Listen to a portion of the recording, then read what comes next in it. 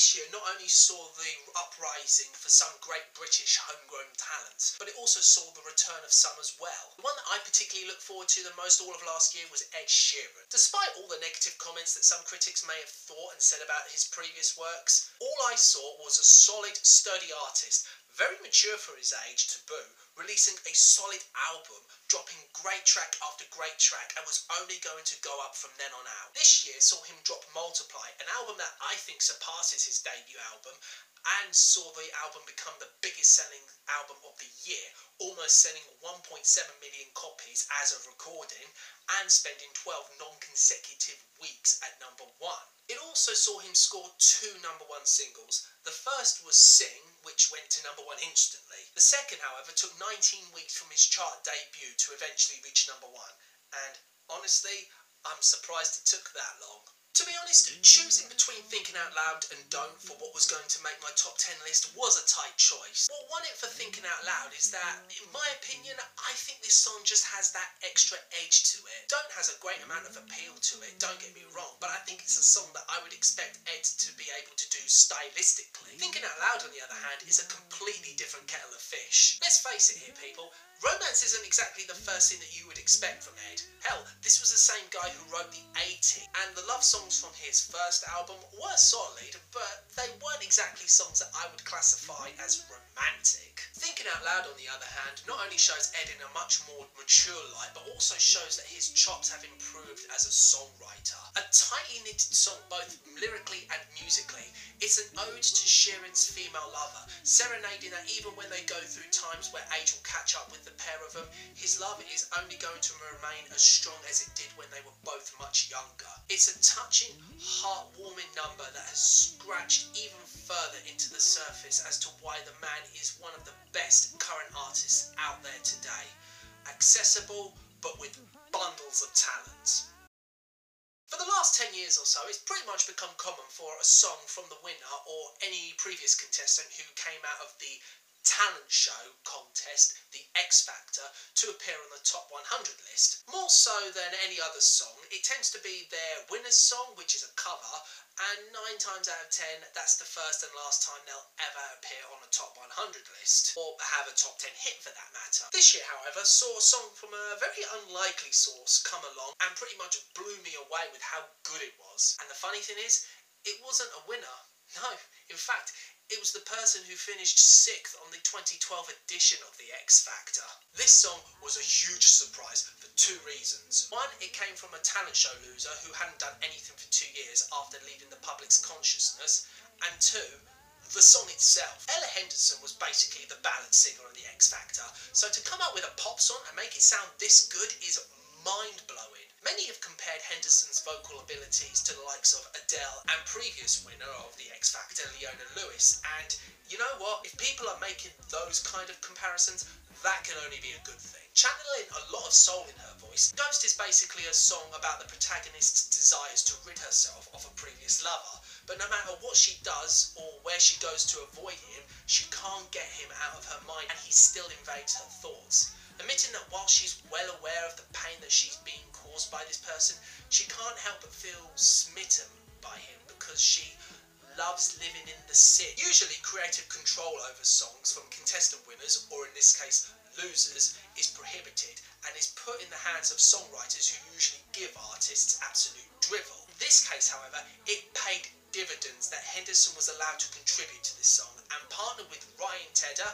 yep, he's here again, proved to be a great relationship. Plus, the instrumentation really helps to create a moody atmosphere that complements the lyrics perfectly. The opening piano chords coupled with the timpani drums sets the tone immediately, which lead into the staccato guitar chords and drums, plus the hand claps on the second time the chorus comes around. Everything is so tight and sounds so clean. It's a great pop song that proves that even talent show contestants, every once in a while, do deserve success, and I can only hope that Ella Henderson continues down this road. Going back towards to my disdain for dance music for 1 second? The biggest issue I have with modern day dance music is the total lack of identity that these songs seem to have. Lazy, haphazard lyrics accompanied by even lazier production and lack of any memorable hook all combine to create this stodgy mess of what could laughably be called music. So it comes as a real shock to me that something like this got as popular as it did. One, because it's a great song and the general public are extremely fickle. Remember, this is the same buying public who made Talk Dirty a #1 hit song. And two, the song above any other song that came out this year has proven that good quality danceable music can still be made. And the fact that this song was the second biggest selling track of the year is a testament to this. Clean Bandit's debut album, New Eyes, was anything but impressive, if I'm being completely honest. It's a shame because this song set this group up to be something completely different to the dance music scene. A group that could reinvigorate the genre and give it some identity. Alas, that turned out to not be the case because the album turned out to be a dirt average album that squandered any real excitement I had about this group. In the context of the album, it wasn't surprising that Rather Be was dropped as the lead single because it's easily the best song on the whole album. The song's topic focuses on the protagonist's infatuation with her significant other, and no matter where they go with each other, the fact that she's with her lover, this person is all the protagonist needs in her life. The song has everything that not only makes a great song, but makes a great dance track as well. A memorable hook built from a violin of all instruments, drum beats and synths that are neatly constructed together to create a clean and crisp sound, piano chords that give more layers to what is one of the cleanest production jobs of last year, not forcing any sort of blaring effects that drown out the hook or vocal delivery from Jess Glynn, a singer who really gives this song more personality than it already had, and sounds like she has a decent range as well. Her solo works have been okay, but this is a match made in heaven, and the fact that this became a smash hit back in January really shows testament to how good this song is. The term perfect pop song is one that is the most subjective thing when it comes to pop music, but the definition of a perfect pop song is one that I don't think really can be defined. Every year goes by and there's always at least one song that every individual would say is the perfect pop song, but it always seems to contrast with the one that came before it. Last year I believed that Just Give Me a Reason by Pink featuring Nate Roos was that song, and I still stand by that statement. I guess it's one of those things that once you hear the song, you instantly know that everything you've heard previously pales in comparison. And this year, I found that song. Once I heard this song, I fell in love with it instantly, and it comes from a combination of 3 female artists. One from a relatively new artist that I really like, the second being an artist who's been around for some time but has really slumped in my estimation, and third, an artist that I honestly can't stand. Quite the contrast, isn't it? Typically, a Jessie J collaboration project is pretty god-awful. You'll recall last year where I put a Jessie J song featuring Big Sean and Dizzy Rascal on my worst of 2013 list, but everything on this song works brilliantly. It's a simple song where the females try to sell themselves as to why they're the perfect woman for this guy as opposed to other women in question, but it's delivered with such energy and attitude it results in an infectious, upbeat and addictive pop song. Jessie comes out in full force in this song, doing what she does best in delivering powerful vocals, and shows that despite releasing some pretty gratuitous and embarrassing songs in the past few years, she's clearly put all of her energy into this song, and clearly this was the one song where she gave her all to, showing that every now and then she's capable of some really good songs. Ariana Grande is a good addition to this track. In contrast to Jessie J, her vocals may not be as powerful, it's a lot lighter in tone, but it creates great light and shade between the two of them. But the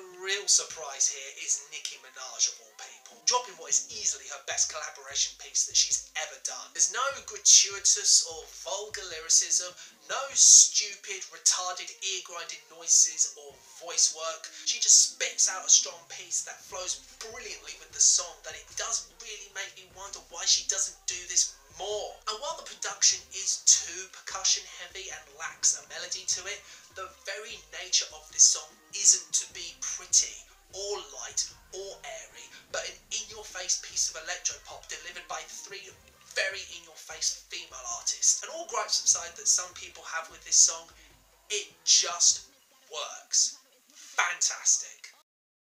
One of the biggest problems with songs that are released towards the end of the year is that sometimes they don't garner enough in terms of sales to make it on a year-end 100 list. Sometimes they tend to gain some traction in the early stages of the preceding year, but tend to die off whilst other songs come along and any chances of that song making the best of list vanishes. The biggest example of this not being the case, however, is Happy by Pharrell Williams, a song that started the end of 2013 pretty well, but exploded in 2014 and became the biggest selling song in the UK and the US. Whilst I'm crossing my fingers and hoping that the same happens to this song, I can't be too careful.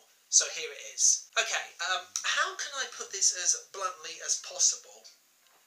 Well, how about this? This song is fucking awesome. Just when you thought that 2014 was a relatively solid year for commercial radio, all things considered, here comes this gem of a track and just completely skyrockets 2014 into the stratosphere. Not only is it a complete reinvigoration of the charts, but one can only hope that this is a wake-up call for other artists to up their game in 2014.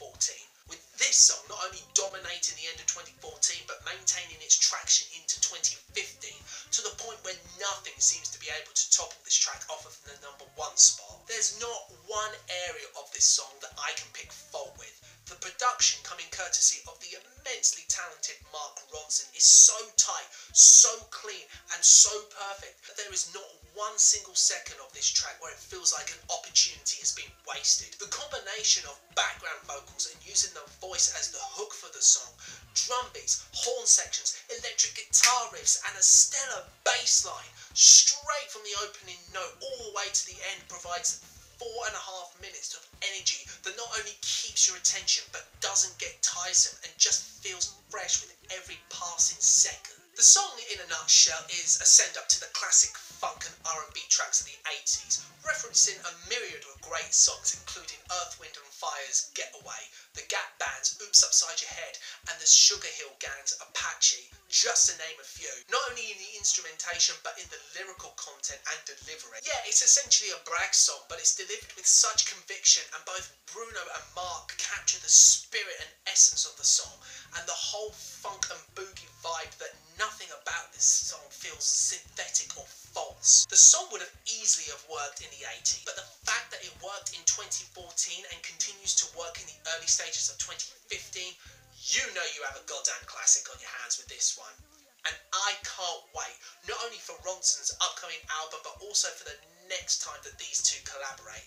Incredible. And it easily would have made the #1 spot if it weren't for one track. And it might not be as obvious at first, nor expected, but whenever a new artist introduces themselves to the music world, especially in today's climate, it can be a tough road for them to endure the shit that they will inevitably face, especially when it comes to cracking mainstream radio. What with the official charts company this year introducing the inclusion of online streams in their sales statistics for songs, that's pretty much opened up the gate for a lot of songs to take a grip of the charts, for better or for worse. But a lot of the time, the artist's style of lyrics and musical choices may end up hindering their own chances of chart success because their style a lot of the time doesn't fit into what's currently popular. So, a song with intelligent lyricism and a deep-rooted meaning will 9 times out of 10 end up being swept under the rug in favour of a shitty dance track about arses. And yeah, while I do enjoy slamming the dickheads who promote and purchase this type of garbage, every now and then the buying public does something that really surprises me in the best possible way. Although this song hit the charts, peaking at #10 as of this recording, never in my wildest dreams did I ever envisage this song becoming so popular that it would end up being one of the biggest selling songs of the year, let alone having a shot at appearing on my best of 2014 list. Comparing this song to everything else on this list, it is easily the most morbid, desolate and brooding song of the whole list. But what sets it apart from not only what has appeared on this list, but also everything else that landed on the top 100 biggest selling songs of the year list, is the fact that lyrically it's one of the most well-written, interesting and darkest songs to not only come out of 2014, but to have been released this decade. What gives this song such weight is the production and instrumentation, opening up with the minor piano chords leading into electric guitars and drum beats, creating this really thick,